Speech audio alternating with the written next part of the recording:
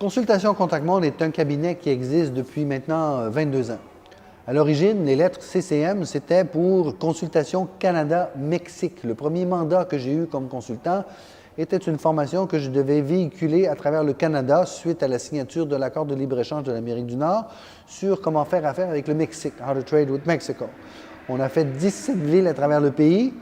On s'est vite rendu compte que c'était très limitatif, Consultation Canada-Mexique. On a voulu garder les mêmes lettres, on y a travaillé un peu et on a devenu Consultation Contact Monde. Et on a réfléchi à notre stratégie, où est-ce qu'on pourrait aller, parce qu'on faisait des trucs, bien sûr, au Québec, au Canada. On s'est dit, où pourrait-on aller avec nos compétences sur la planète? Comme nous sommes avant tout francophones, la francophonie est très africaine. Et à l'époque, M. Ferid Tounsi était le représentant commercial de la Tunisie au Canada. Et on a amorcé des activités vers la Tunisie. Et en 2003, on a établi un premier bureau ici à Tunis, à Mon-Plaisir. Et on s'est mis à faire de support pour les associations ou les organisations de promotion de commerce. Et au fil des années, on a développé une expertise très pointue. Et maintenant, je suis considéré comme un expert en assistance au développement du commerce extérieur pour les pays à les économies plus avancées, peu avancées. Alors, on fait des mandats Sénégal, Tunisie, Burkina Faso, Tchad. On a écrit les stratégies nationales d'exportation pour le Burkina aussi, d'ailleurs, des activités en Côte d'Ivoire. Bref, on est devenu très africain dans notre façon de travailler. Ça n'exclut pas d'autres mandats à l'extérieur, mais on est très concentré là-dessus. Parfait. Donc, parlez-nous de vos objectifs en termes de mission au CITIC Africa.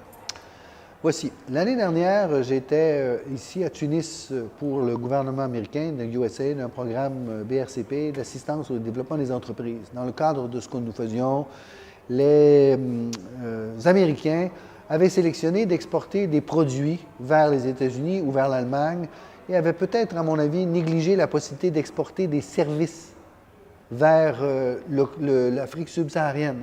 Et dans l'obligation de rencontrer mes objectifs financiers dans mon programme, j'ai cru de bonne loi que de prendre les entreprises du secteur des TI et les amener en Afrique subsaharienne. On a organisé des missions en collaboration avec le CEPEX. Ce sont eux les chefs de file. Nous, on était derrière pour les appuyer.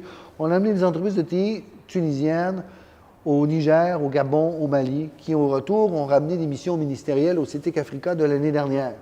On a développé un réseau à travers ça et surtout une admission de nos compétences dans ce secteur d'activité. De retour au Canada, les organisateurs canadiens et tunisiens nous ont demandé d'organiser une mission québécoise ou canadienne pour venir ici à Tunis.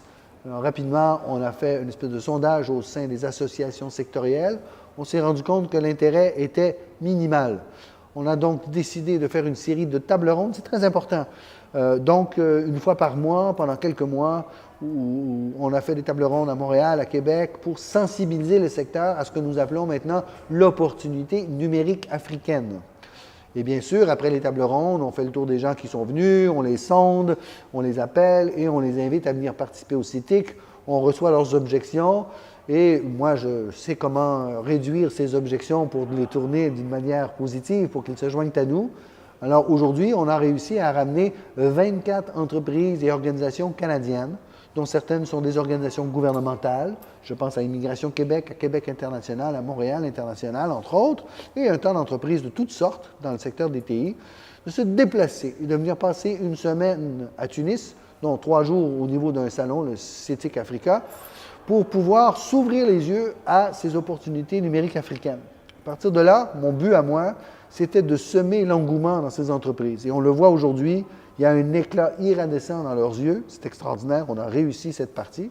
Ils vont retourner au Canada et seront autant d'ambassadeurs à cette création d'un pont, d'un lien stable, solide, pour permettre à nos entreprises canadiennes de contribuer au développement social et économique sur le continent africain.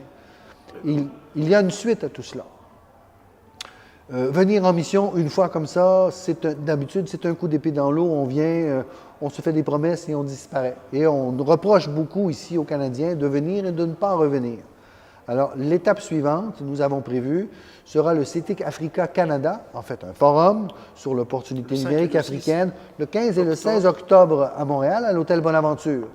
Ce ne sera pas une exposition avec des kiosques, mais bien un forum économique, des panels, des sujets brûlants d'actualité que nous avons ajustés par rapport aux découvertes que nous avons faites cette semaine. Nous avons même aussi choisi et sélectionné certaines personnes qui seront invitées à prendre la parole lors de ce prochain forum. Et tout ça sera entouré de rencontres B2B pour permettre de poursuivre ces discussions. Je sais par expérience que lorsqu'on arrive au deuxième pas dans cette danse, les contrats se mettent à se signer. Ça n'exclut pas des contrats maintenant, mais le nombre est décuplé au second. Mais il faut passer à ce troisième pas de danse qui sera un retour, idéalement, cette fois-ci d'un pavillon canadien d'une bonne taille, parce qu'on a sondé, on est allé jusque dans l'ouest du Canada, on a intéressé les compagnies de tout le pays à venir, mais le temps était trop court pour venir cette année. Alors, on va les travailler pour les amener à Montréal et bien sûr pour avoir un pavillon canadien qui aura certainement 90 entreprises canadiennes qui seront présentes, ce qui sera un rendement hors pair pour ce genre d'activité. Un des éléments qui intéressait les entreprises canadiennes pour venir ici, c'est le manque de ressources humaines dans ce secteur des TI. On en souffre drastiquement, nos écoles ne forment pas assez et on a pris l'habitude depuis quelques années d'aller chercher des compétences, par exemple, en France. Ce qui a comme un effet inverse, des compétences tunisiennes sont appelées maintenant à aller en France. Et là, on appelle ça une fuite de cerveau, où les gens formés à grands coups ici en Tunisie quittent le navire pour aller travailler ailleurs. La suggestion que j'ai faite aux entreprises qui sont venues, ne regardez pas la Tunisie comme un bassin pour prendre des compétences, mais pour travailler ensemble et de sous-contracter certains travaux. Et ça deviendrait, si on veut le voir de cette manière, parce qu'on leur a présenté ces opportunités numériques, plusieurs, que ce soit du côté privé ou public, l'argent vient d'institutions financières internationales telles que Banque mondiale, Banque africaine de développement, Banque islamique de développement et autres, pour mettre en place des e-government, améliorer le fonctionnement bancaire, bien sûr les télécommunications, sans aucun doute, le commerce électronique de toutes sortes.